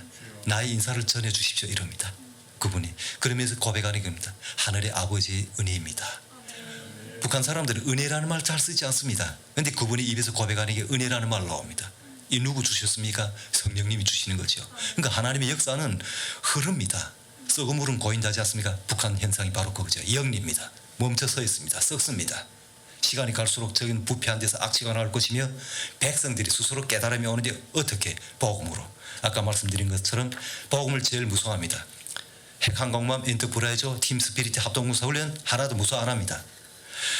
가장 중요한 거는 작년 2021년 12월 9일 날 법을 발표하는데 지난날에 저는 뭘 단속했는가? 비사회주의 현상을 단속하고 탈북했던 사람들 북송되면 그걸 취급하고 했거든요. 근데 이것이 문제인 게 아니라 그때는 뭐 교화도 보내고 아니면은 노동단련대라는 꽃밭 데 보내서 노동단련 시켰거든요. 아니면 정치조직에서 교양개조했고 했는데 지금은 헌법을 개정했습니다. 우리 뭐 국회에서 뚝뚝뚝 해서 뭐 헌법 개정하셨으면 그것처럼 반사회주의 법이랑 나왔습니다. 여기에 저촉되는 것은 15년 이상의 장기징역을 처할 수 있다고 명시했습니다. 옛날에는 교양개조한다 아니면 한 1, 2년 감옥 보내고 데리고 나오는데 아닙니다. 지금 남조선 영화 보거나 판매하거나 부당이익을 취득했을 경우는 사형까지 처하게 됐습니다. 아, 이게 우리 온전한 정신에 이해가 됩니까? 안 되지 않습니까?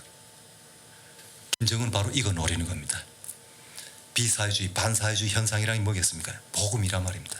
한국 드라마라면 제가 저기서 밤새껏 봤거든요. 다른 사람들과 단속에서 빼앗아 오면 저는 봅니다. 기껏 보고는 한국에 대한 환상이 펼쳐지죠. 나쁜 여자들, 아, 한국 처녀들은 아름답구나. 투갑수, 뭐 깡패수, 뭐 별의별 거 다 보면서 아, 한국은 미제 식민지가 아니구나. 그 간판 보니까 또 왜 외래어가 그리 많은지 저희 와서도 놀랐습니다. 스타벅스 모르고 스타벅스 앞에 와 있으니까 빨리 와요 하기 때문에 스타벅스 STU 뭐 이렇게 하나도 모르는 거지 저는. 아, 거기 있잖아요. 세븐일레븐. 또 세븐일레븐 압니까? 대한민국 이 지하철도가 얼마나 발전되는지, 나가는 이 출입구가 얼마나 많은지 13번 출구. 저는 놀랐습니다. 1번 출구 나가다 13번 출구는 저쪽에 있더라고요.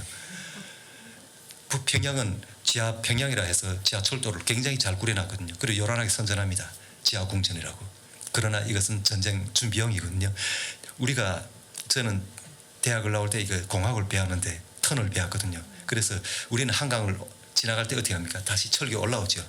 그런데 북한도 동평양 지구를 연결하려고 그 주치탑이라면 그 건너편이 대동강 건너편은 동평양 지구거든요. 이자 김일성 광장 있는 쪽에는 본평양이고 중구역인데 이쪽에서 이거 연결하려니까 올라올 수 없는 거죠. 왜? 그 입구가 로천이 나오면 안 되는 거죠. 그래가지고 땅 밑을 파는데 강 밑을 팔자니까 그 대동강 밑이 대동강 물보다 더 많은 물이 터져나와서 극복을 못했습니다. 일본은 저희들 대학 공부할 때 일본은 자기네 해저 터널 해가지고 연결했더라고요. 신칸센 철도를. 우린 그 기록 영화 보면서 아, 저렇게 발전했구나 했는데 우리 북한은 안 되더라고요.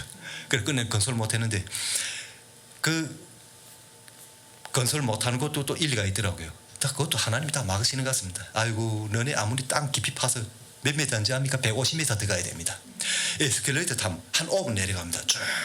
근데 여기는 얼마나 잘 되는지 빨리 내려가고 또 사방에 길 잊어먹어도 금방 찾고 잘 되어 있더라고요. 근데 북한은 몇 번 출구 없습니다. 그저 나오면 하나입니다. 어느 역전은 봉화역 가면 봉화역 나오면 끝입니다. 승리역 가면 승리역 앞에 딱 구멍 하나니까. 근데 이렇게 김정은이가 착각하는 거는 자기가 깊은 땅속에 숨어 있으면 살 줄 아는 거죠. 그래 우리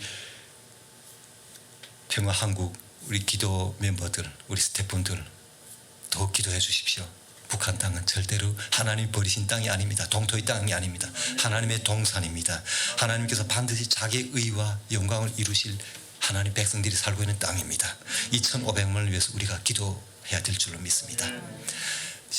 지금 자꾸 신호 주는데 할 말은 까뜩한데 이거 다음에 또 불러주시면 더 긴 거 하겠습니다. 지금 이거 제가 채 못했습니다. 3분의 1밖에 못했는데 근데 32분 주시더라고요. 저 우리 간사님께서. 그래서 간사님의 눈총에 제가 이제는 마쳐야 될 것 같습니다. 그래서 우리는 어떻게 돼야 됩니까? 회개해야 됩니다. 기도해야 됩니다. 그리고 말미암아 우리 성령의 능력을 힘입어 성령의 능력으로 우리 살아가야 됩니다. 그것이 이 땅에 살아가는 우리들의 의무이며 영광이며 승리의 걸음인 줄로 믿습니다. 기도하겠습니다. 하나님, 우리들의 육체의 소욕이 아니라 성령의 부르심을 깨닫고 만일 그 길에서 탈선했다면 빨리 깨달아 슬피 탄식하며 가난한 심령에 성령의 씨앗을 심어줄 것을 간절히 기도하는 우리들 모두 되게 하옵소서. 회개하고 기도하며 하나님 말씀을 더욱 사랑하고 사모하겠습니다.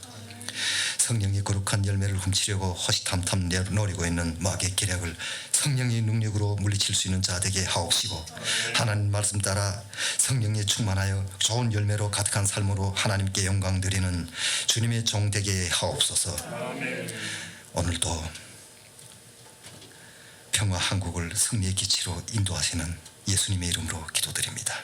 아멘. 감사합니다. 다음은 허문영 평화한국 대표님께서 나오셔서 감사 인사와 강고 말씀을 드리겠습니다.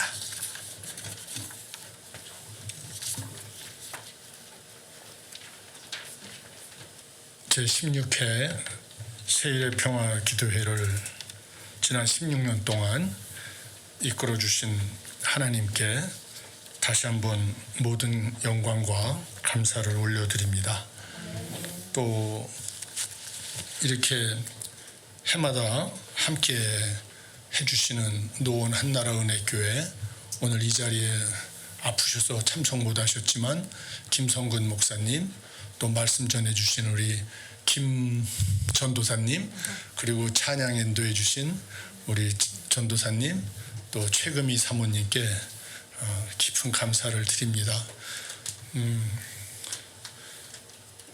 오늘 와서 작은 숫자의 성도님들과 우리 노원 한나라 은혜교회에서 예배를 드리지만 그 기도하는데 그 마음이 들었어요. 예수님께서 그렇게 사역을 하실 때 오병이어의 기적 다 기억하시죠. 떡 5개와 물고기 2마리, 그래서 5,000명이 먹고 7광줄이 거둘 정도로 해서 많은 사람들이 예수님의 그 놀라운 역사를 체험하고 왕으로 모시려고 그랬잖아요. 경제 문제를 해결해 주시니까 예수님이 피하셨어요. 그리고 이제 제자들은 남았는데 제자들도 예수님이 당신께서 생명의 떡이고 죽어야 되고 피 흘려야 되고 이런 얘기하니까 이해가 안 되는 거죠. 메시아이신데 왕이신데 이 사람 조금 이상한 분 아니야? 하고 제자들도 다 떠났죠. 예수님 너무 외로우신데 12 제자 남았죠. 너희도 가려느냐? 그랬더니 사도 베드로가 주의 말씀이 여기 있는데 어디로 가겠습니까? 그래서 남았어요. 근데 마지막에 결국은 죄인들과 함께 십자가에 못 박혀 매달려 돌아가시니까 제자 12명도 다 도망갔어요. 평안구 스태프들 같이 틈만 나면 도망가려고 그러니까 평안구 스태프들.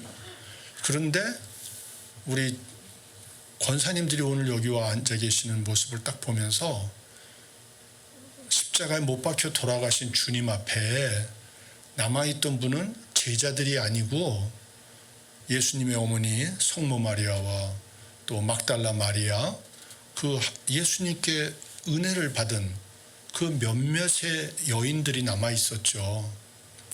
오늘 그 느낌이 들었어요. 우리 통일기도에 함께 해주시는 권사님들이, 선교사님들이 얼마나 귀하신가.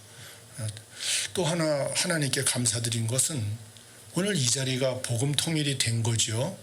왜냐하면 말씀 선포해 주신 던조사님이 북에서 오셨고, 찬양 인도해 주신 전도사님이 북에서 오셨고, 이 예배당을 주님의 은혜 가운데 개척하신 목사님이 북에서 오셨고, 사모님이 중국에서 오신 디아스포라 코리안이시고, 그리고 오늘 이 자리에 평화국의 스태프들과 중보기도해 주시는 권사님들이 남쪽 크리스찬이시고, 북쪽 크리스찬, 남쪽 크리스찬, 디아스포라 크리스찬, 예수 안에서 한 자리에 지금 우리가 모여서 이렇게 하나님께 감사와 영광을 드릴 수 있는 예배 드린 것, 이것이 바로 복음 통일이 아닌가. 그래서 하나님께 참 감사한 마음이었습니다.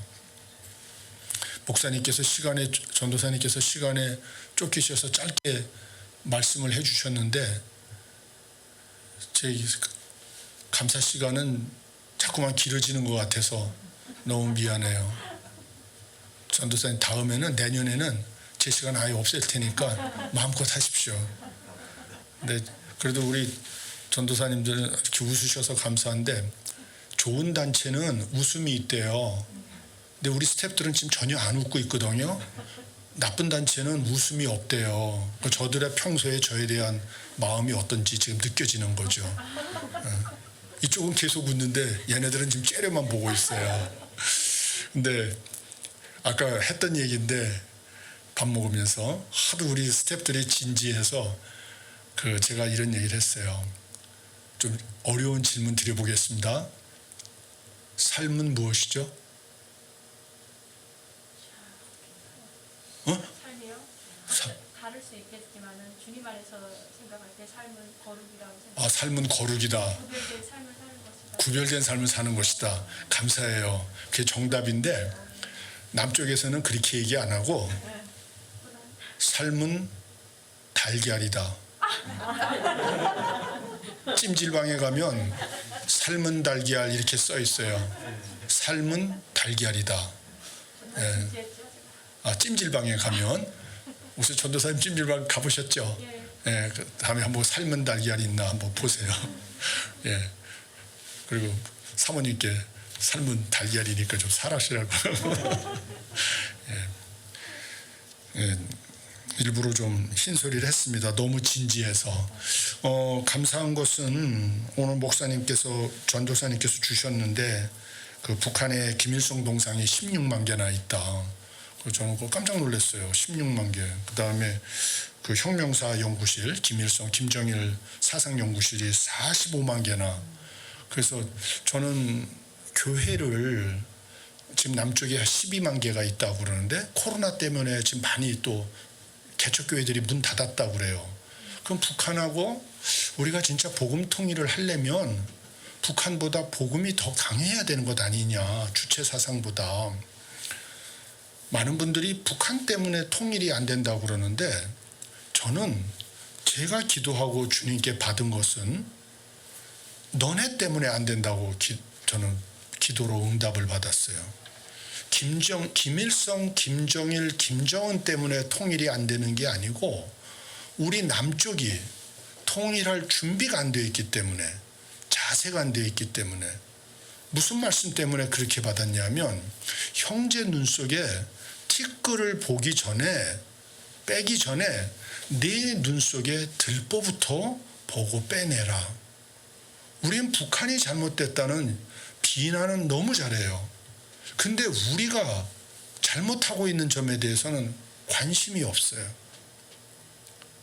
하나님께서 저에게 처음으로 주셨던 말씀이 예레미야 3장 11절의 말씀이에요.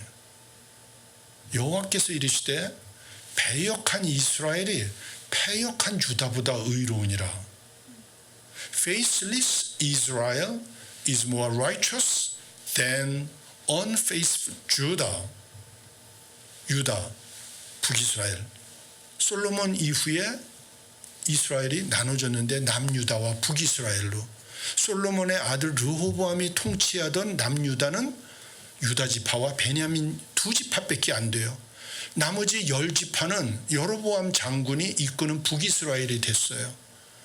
그런데 북이스라엘은 바알 신앙과 아세라 신앙이 들어와서 완전히 파괴가 됐어요. 남쪽 유다도 하나님을 믿는다고 그러는데 북쪽 이스라엘하고 가까워져 가지고 여호사밧 왕 때 그 북이스라엘 왕이 아합 왕인데, 아합 왕은 완전히 타락한 왕이에요. 그 아합 왕의 딸 아달리아를 여호사밧 왕이 자기 아들 여호람하고 결혼을 시키는 거예요. 왜 문제냐면 이 아달리아의 엄마가 이세벨이 누구냐면 엘리야 선지자를 죽이려고 했던 여왕이에요. 왕비예요. 이세벨은 이스라엘 사람이 아니고 페니키아 사람이에요. 두로 왕의 딸이었어요. 이 페니키아는 시돈과 두로라는 이쪽 지역인데 그 페니키아에는 신이 바알과 아세라였어요. 원래 히브리 민족은 여호와 하나님밖에 모르는 사람들이에요. 그런데 이 이세벨이 아합 왕의 와이프로 시집을 온 거예요.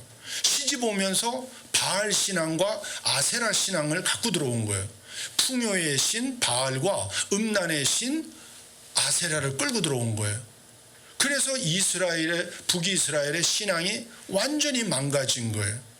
그 예수 잘 믿던 북한이 공산주의가 들어가서 완전히 무너진 거예요. 그래서 북한에서 예수 잘 믿던 한경직 목사님, 김창인 목사님, 우리 할렐루야 교회 원로 목사님이신 김상복 목사님, 이런 분들이 다 월남하신 거예요. 김상복 목사님은 10대 때 12살 때 내려오시고, 한경직 김창인 목사님은 내려오셔서 한국교회를 부흥시키셨죠. 그래 북한은 공산주의 때문에 그렇게 망가졌는데 바로 북이스라엘도 그랬던 거예요. 그런데 그 이세벨의 딸 아달리아가 또 남쪽으로 시집을 오는 거예요. 그래서 여호사밧 왕의 아들 여호람하고 결혼을 하는 거예요. 그래서 남유다마저도 음란과 풍요의 신이 넘치게 된 거예요. 그래서 남유다도 결국 망하는 거예요. 그런데 하나님께서 뭐라고 말씀하시냐? 예레미야를 통해서 남유다를 회개시키는데 믿음이 완전히 없어진 북쪽 이스라엘이 믿음이 있다고 하나 병든 믿음을 갖고 있는 남쪽 유다보다 오히려 의롭다. 그러니 남쪽 유다 백성들이요, 교만하지 말고 회개하고 야훼 하나님 앞에 온전히 돌아와야 된다. 이렇게 눈물을 흘리며 40년을 선포했어요. 저는 어렸을 때 40년을 선포했는데 왜 안 돌아오지? 제가 통일 문제로 씨름한 지 작년이 딱 40년 됐더라고요. 저는 40년이 굉장히 긴 세월이라고 생각했어요. 근데 살고 보니까 40년이 눈 깜짝할 사이에 지나갔어요. 사랑하는 아내, 오늘 김권사가 여기 와 있는데 젊었을 때 사진을 보면 너무 이뻐요. 물론 지금도 제 눈에는 지구상에서 제 아내가 탑입니다. 비교할 수 없는 탑 1입니다. 네. 죄송해요. 쓸데없는 얘기 있어요. 이건 이따가 카트해 주세요. 준석이 형제. 예. 그래서 그렇게 하나님을 잘 믿던 남유다를 보고 하나님이 병들었다고 그러시는 거예요. 오늘 우리 사회도 오늘 목사님, 전도사님께서 주신 말씀과 같이 순리대로 하나님을 섬기는 것이 아니라 순리대로 우리가 부부관계를 하는 것이 아니라 남녀관계를 하는 것이 아니라 그것을 영리로 하나님의 뜻을 벗어나서 너무 음란한 사회가 되었다는 거예요. 이 육체적 음란은 영적 음란으로부터 옵니다. 하나님이 계셔야 할 자리에 하나님이 안 계시고 물질이 그 자리에 가 있거나 아니면 나의 성공이 그 자리에 가 있거나 아니면 우리 가족이 그 자리에 가 있거나 특히 우리 부모들이 조심해야 될 것이 자녀들이 하나님 대신에 그 자리에 가 있으면 자녀가 우상이 되는 거예요. 우리는 교육열이 뛰어난 민족이어서 그걸 우상이라고 생각 안 할 수 있는데 이 모든 것 하나님이 계셔야 할 자리에 다른 것이 가 있으면 그것이 우상이 되는 거죠. 그래서 오늘 통일이 안 되는 것은 북한 사람들 때문에 안 되는 것이 아니라 우리가 하나님을 순리대로 경배하고 이 세상을 순리대로 섬기면 우리가 회개하고 예수 피로 씻고 어제도 말씀드렸습니다만 우리 힘으로는 안 되니까 성령님께서 우리를 이끌어 주시기를 원할 때 우리가 넉넉히 이 죄악된 세상을 승리하고 이 땅을 새롭게 하고 북녘 동포들과 함께 할 수 있는 길을 열어갈 것이다. 그래서 평화왕국이 그렇게 주신 사명을 감당하고 있다는 걸 말씀을 드리고, 죄송해요. 이거 내가 우리 계속 요 핵심만 요번에는 하나님 나라고, 그래서 우리가 이런 많은 문제들이 있지만 이것을 극복하는 길은 오직 백문일답 예수 그리스도밖에 없고, 예수님이 이 땅에 오셔서 선포하신 것은 회개하라 천국이 가까웠느니라, 하나님 나라가 바로 우리가 가야 할 길이다. 회개하고, 그래서 세일의 평화기도회는 이렇게 2007년부터 쭉 일을 해왔어요. 특별히 2017년에 저희 평안국 선교사님들이 북한에 가서 한 10년 동안 사역을 하셨는데 김모세 선교사님이 억류되셔서 하나님께서 2017년에 2018년 세일의 기도 제목을 일하시는 여호와로 주셨어요. 예레미야 33장 2절의 말씀을 주셔서 이를 행하시는 여호와, 그것을 지어 성취하시는 여호와, 그의 이름을 여호와는 이가 이같이 이르시도다. 너희는 내게 부르짖으라 내가 내게 응답하겠고 내가 알지 못하는 크고 미란 일을 내게 보이리라. 그리고 작년에 나를 따르라, 금년에 하나님 나라. 그래서 이제 우리가 기도하면서 어떤 열매를 맺었나, 바로 2018년에 김상덕에서 우리가 1년 동안 기도했더니 하나님께서 여기 V자를 지금 그리고 저렇게 손 드신 분이 우리 김학송 선교사님, 그 당시에는 김모세라는 가명으로 활동하셨는데 폼페이오 국무장관이 들어가서 모시고 나왔고 트럼프 대통령이 공항까지 나와서 환영을 했죠. 여기 권사님들은 이 당시에 2017년에 1.1 릴레이 금식기도로 기도를 하셨죠. 하나님께서 응답해 주셨어요. 그런데 아직도 북한의 김정욱, 김국기, 최춘길 선교사님이 억류되어 계셔요. 그 억류되어신 선교사님을 위해서 저희들이 계속 기도를 했더니 하나님께서 놀랍게도 2019년에 그 세일의 기도 끝나고 나서 백악관하고 국무성을 방문하게 하셨어요. 그래서 미국 대통령과 국무성 직원들이 몰랐다는 거예요. 자기들이 다 데리고 나왔는데 아직도 북한에 억류 선교사가 있느냐. 그래서 바로 한국 국적의 선교사님들이 계십니다 하고 협의를 했어요. 그런데 계속해서 우리가 이 놓고 기도하고 복음 통일을 위해서 기도하니까 코로나가 터졌는데 하나님께서는 2020년 코로나가 한창 극성을 떨 때에도 이렇게 철원에서 평화연합 예배를 드리게 하셨고, 작년에는 양구에서 드리게 하시고, 금년에는 동해안 끝단 고성에 가서 드리게 하시는 거예요. 불가능을 가능하게 하셔요. 이 모든 일은 하나님께서 하시는 겁니다. 특별히 오늘 이렇게 세일길의 기도 같이 해주시는 모든 여러분들께 하나님께서 여러분의 기도를 응답하시고 계시다는 걸 분명하게 보고를 드립니다. 그리고 금년에는 한미수교 140주년이 되는 해인데 이게 왜 중요하냐. 많은 사람들이 그냥 건너가는데 수교가 미국하고 됐기 때문에 그로부터 2년 뒤에 알렌 선교사가 한국에 들어올 수 있었고요. 알렌은 합법적으로 들어왔는데 복음은 전하지 못했어요. 그런데 고종 황제의 어이, 주치의가 된 거예요. 그 병을 고쳐주니까 고종 황제가 물어봤는데 크리스찬 의사인 걸 안 거예요. 그래서 고종이 허락이 돼서 1885년 수교 3년 뒤에 아펜젤러하고 언더우드가 부활절날 한국에 들어옵니다. 그래서 한국에 복음이 전해지고 25살, 26살 청년들이 들어온 거예요. 우리 평안국에 지금 제일 어린 영혼이 29살인데 여러분보다도 더 어린 영혼들이 이 땅에 복음 들고 온 거예요. 오래 사는 것도 중요하지만 의미 있게 사는 게 정말 중요해요. 예수님은 33세 천국 가셨어요. 우리 대신 죄를 짊어지시고 부활하셔서.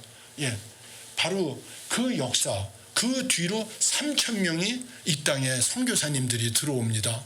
오늘 우리가 이렇게 아름다운 나라, 부강한 나라가 된 것은 선교사님들의 헌신과 희생이 있었다. 그런데 오늘 이렇게 한국교회를 하나님이 또 키우시는 건 우리 주님 오실 때까지 땅끝까지 복음 전하라는 사명을 주셨다. 근데 그것이 누구하고 함께하느냐? 70년간 고난을 겪은 북한 동포들과 함께하라고 하나님이 우리를 부르셨다.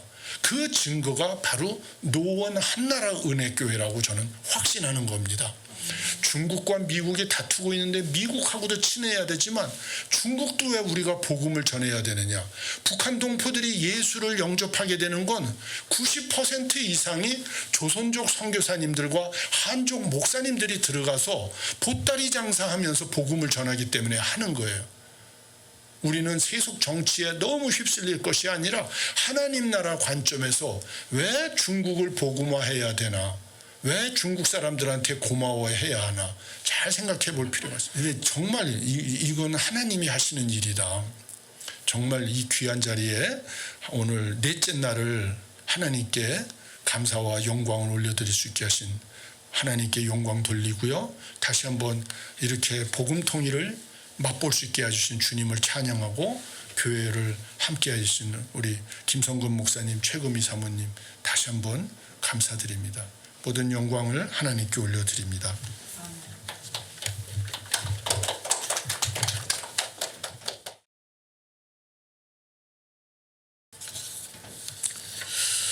다음은 세일의 공동기도문 하나님 나라 한 일의 문화 명령을 위해서 기도하는 시간 갖겠습니다. 제가 먼저 하나님 말씀을 봉독해 드리겠습니다. 창세기 1장 28절입니다.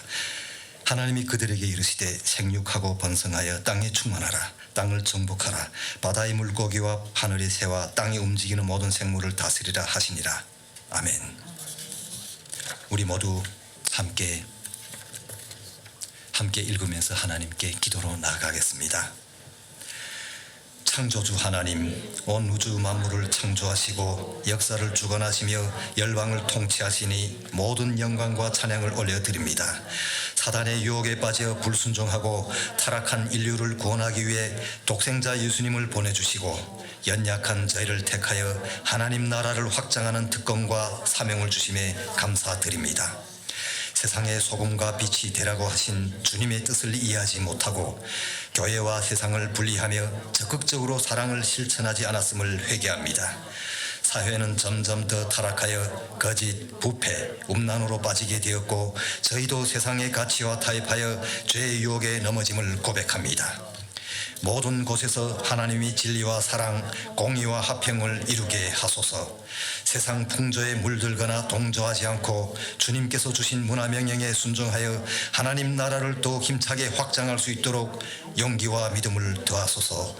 존귀하신 예수님의 이름으로 기도드립니다. 아멘. 다음은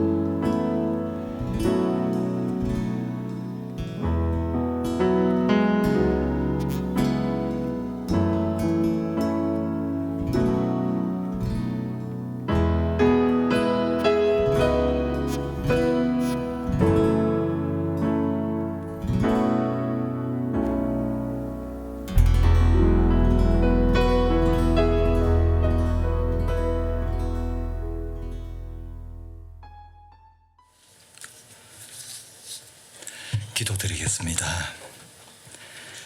하나님, 평화 한국을 이처럼 사랑하셔서 하나님 나라와 영광을 남북 모두에게 베풀어 주시기 위해서 우리들 불러주신 그 사랑 감사합니다. 모든 것은 하나님이 하십니다. 북한 복음 통일도 하나님께서 이루십니다. 하나님이 세상을 이처럼 사랑하시고 독생자를 보내신 것은 대한민국이나 미국뿐 아니라 북한 하나님의 2,500만 백성들을 사랑하시기 때문입니다. 하나님, 우리 민족 복음 통일은, 우리 한국의 평화는 하나님이 때에 하나님 방부로 반드시 남북한 우리 모두에게 선물로 주실 줄 믿습니다. 너희는 이제 가만히 있어서 여호와께서 너희 목전에서 행하시는 이 큰 일을 보라. 아버지 하나님, 이처럼 선포하시는 여호와 하나님께 우리의 준비나 예측 가능한 상황을 통해서가 아닌 하나님의 영광을 위하여 친히 통일을 행하실 것을 믿습니다. 그 순간 우리는 과연 우리 하나님이시구나 감탄하게 되며 하나님께 영광 돌릴 줄 믿습니다. 통일은 내가 행하리라 말씀하신 전능하신 하나님을 찬양합니다.